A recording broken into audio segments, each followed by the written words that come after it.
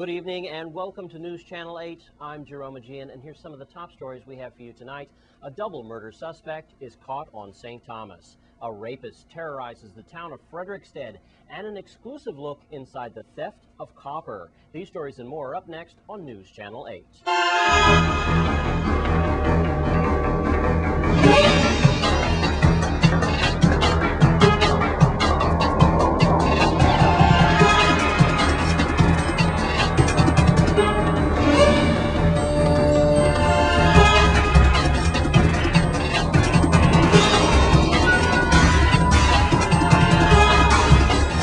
Our top story tonight, a 31-year-old St. Thomas man is behind bars this evening for a double murder homicide that took place last year. Melody Rames has more. Police on St. Thomas arrested double murder suspect Louis F. Mahoney at about 11:45 a.m. on Thursday, February 16th. Mahoney was arrested after an intensive investigation by the Criminal Investigation Major Crime Unit detectives. Mahoney's arrest warrant was issued by Superior Court Judge James Carroll. Mahoney, age 31, of Estate Nada, is facing charges of 2 counts of first-degree murder, 2 counts of assault first degree, and 3 counts of possession of a deadly weapon during the commission of a crime of violence in connection with an incident that occurred on May 9th, 2010, near the Cockpit Dana Mart area on Brookman Road in Estate Nada. Mahoney is accused of the murder of Ronald Lewis of Estate Tutu and Ajay Henneman of Estate Anna's Retreat. Both victims were 22 years old. 2 other males, aged 19 and 20, were also injured by gunfire in the same incident. Mahoney was held without bail at his advisor rights hearing Thursday afternoon. Thanks, Melody Rames of the Virgin Islands Police Department. And in other news tonight, a possible serial rapist is still eluding the Virgin Islands Police Department on St. Croix. News Channel 8's West Mall is where at least one of the rapes occurred, the Sandy Point area of Frederiksted. Thank you very much, Jerome. We do have a rapist in Frederiksted. I'm here at the entrance of Sandy Point at the end of the Melvin Evans Highway out west. Here's what's going on. A lot of these reports are unconfirmed. We have a first rape apparently happening in a home in Frederiksted. And then we have another rape that happened north of Sandy Point Beach. The victim was going towards her car, we believe Sunday afternoon. We have to tell you that National Wildlife Refugee makes up most of Sandy Point. We all know this. Nesting ground for turtles, very isolated, very secluded. This is not the first rape that's ever occurred at Sandy Point. If you know anything about a black, and there's very little to go on, a black male suspect, possibly in his 30s. We do know this, that he is armed and dangerous with knives. We do know that the VIPD has been looking for this man in Frederiksted. All right? Right now, I'd like to take it to Clemma Lewis, Women's Coalition, because right now we are involved in a pattern and a series of rapes.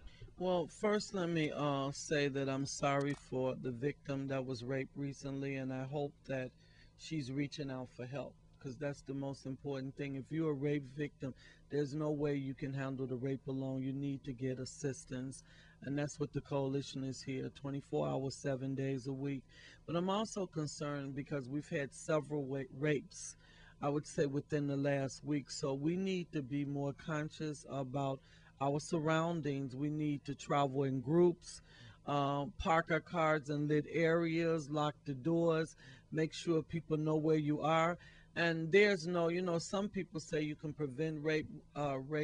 Some people say you can prevent rape, Wes, but I kind of disagree with that, because a lot of times victims are caught off guard. If you're feeling uncomfortable about somebody, they making you feel uncomfortable, try to get away from them. And sometimes we want to go, oh, maybe I'm just off. No, trust your instincts. That's the most powerful thing you have as an individual. And again, we will be available 24/7, 773-9272. Even though the fair is going on, my advocates will still be available to assist anybody throughout the weekend. Again, not much I can give you about this. We do know that a lot of these reports are unconfirmed. It's very touchy in nature, but we can tell you this. There is a rapist on the loose in Frederiksted. We want you to be careful. Let's get this animal off the streets. You need to call 712-6077, 712-6037, Always call 911 or Crime Stoppers at 1-800-222-TIPS. At Sandy Point entrance, I'm Wes Small for News Channel 8. Thanks, Wes. And a 33-year-old man in Connecticut is behind bars thanks to a joint effort between the law enforcement officials here in our territory and in Connecticut. Here's Melody Rames again with more. A joint initiative by members of the Virgin Islands Police Department Special Operations Bureau, Department of Justice Special Investigation Division, and the Vitima Fusion Center led to the capture of a wanted fugitive on St. Thomas. Frederick A. Pickering, age 33, was arrested based on governor's warrants issued by the state of Connecticut Governor Daniel Malloy and U.S. Virgin Islands Governor John P. DeYoung, Jr. Pickering is wanted in Connecticut for second-degree sexual assault and first-degree burglary. Zone B officers conducted surveillance on the suspect based on intelligence provided by Vitima and arrested Pickering at about 8:45 a.m. on Thursday, February 17th in Estate Smith Bay. Bail was denied for Pickering and he was remanded to the Bureau of Corrections pending his extradition back to Connecticut. Thanks, Melody Rames of the Virgin Islands Police Department. Now, many of you may remember last year I went to the health fair at the Five Corners area of St. Croix. I had my cholesterol, blood pressure, HIV, and donated blood all in one great place. Here is a look at that event that happened again this year. Okay, here I am in front of St. Croix Rescue. Now, if you remember, last year we were in the same place at the same time, and we were doing the Rotary St. Croix Health Fair, which they always hold right here at St. Croix Rescue. And as you remember, the last time I did this, I did a full health screening, and my cholesterol was high. Now, we're going to do it again this year and see if I've been a good boy or a bad boy this year. So here I am again. This is the health screening section of the health fair. Now, last year, as you recall, I had my cholesterol checked and it was high.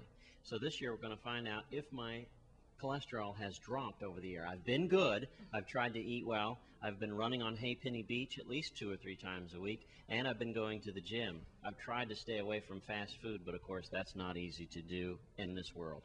In the meantime, we'll meet some of the participants who are also here at the St. Croix Health Fair. And this is Dr. Tabakol. I'm a kidney specialist, and for hypertension, we're here to educate the community about the effects of diabetes and hypertension on your kidneys, and what you can do to prevent kidney disease, and what you do to keep your blood pressure and cholesterol as well as your sugar well controlled. Okay.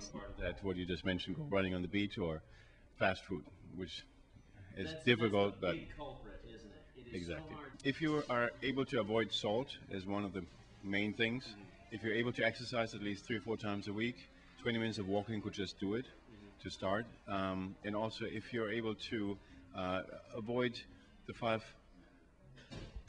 sugar, white flour, salt, white fat, animal fat, as well as fatty milk, I would reduce to 2% milk.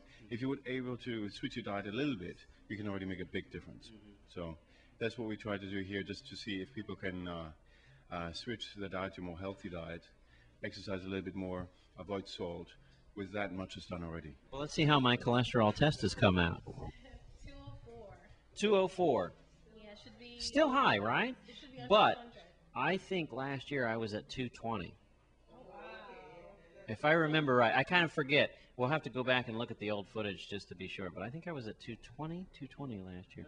So 204 is not bad. What is normal for your cholesterol reading to be? You should be less than 200. So 204, you're only slightly up. At this level, I would say you should basically stick with lifestyle modification. See if you can do better on your diet. Leave out maybe the fat or the skin on the chicken. Take off the skin. Cut off the fat on meat. Switch from a full regular milk to a 2% milk. Exercise a little bit more if you have time for it, and that should help you to reduce it below 200. Well, here I am with IPO for St. Croix Rescue, Liz Goggins, and none of this would be possible without her being here. You're also a Rotarian, which is how you use this facility for the health fair event. Why do you do this health fair event every year? Well, you know, that's a question we get asked all the time, and there are so many people who don't have health care yet. Now we know that's going to change, and we're thrilled with that. But there's still people who, need the free events, and so that's why we always do it. And it's wonderful. We've got the doctors who volunteer, the nutritionists who come out, so we get a lot of help from the professionals in the community. Well, we're glad that you do this every year. I was glad to be a part of it again. Next year, we'll see what happens. For Channel 8 News, I'm Jerome Aegean at St. Croix Rescue. When we come back from this break, we'll take a look at steel and copper as well as your lottery numbers for this drawing this week. Stay with us.